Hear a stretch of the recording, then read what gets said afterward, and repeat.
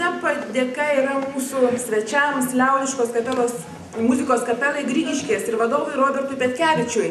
Ir į sceną noriu pakviesti mūsų vieną iš rėmėjų, gerbiamą Seimo narį Vytautą Galvoną, kuris įteiks savo prizą, įsteigė savo prizą jiems būtent.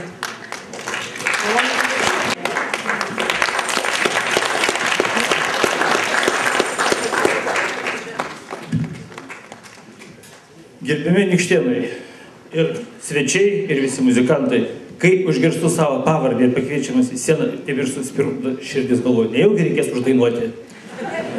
30 metų laukiu tų momento, kad pakviestų vadina taip ir nepakviečia. O jeigu rimtai, iš tikrųjų yra nuostabi šventė, labai džiaugiuosi, kad buvau pakviestas į šitą šventę ir galbūt tik tai keletą tokių pastebėjimų.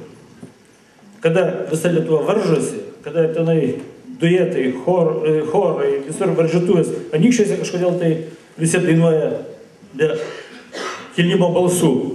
Kitiem metam reikėtų. Ir žinai kodėl?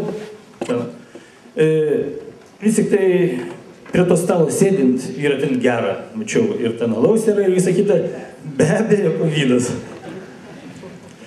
Taip jau susiklostė, kad laikinai mane Anykštėnai paskolino Vilniui, esu legionierius, Sergejus, žodžiais tariant, bet grįšiu.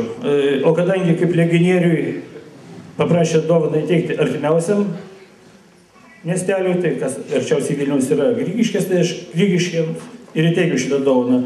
Tik tai žiūriu, kad, ačiū Dievui, kad ne iš Pautenos, nes prašiau, kad būtų kaip galima suviniota nepolitizuojant, bet žiūriu vis tiek į raudoną aguoną suvinioja. Tai džiaugiuosi, kadangi Utenos meras tai socialdemokratas, būtų ko gero galvojęs, kad čia pakiša yra.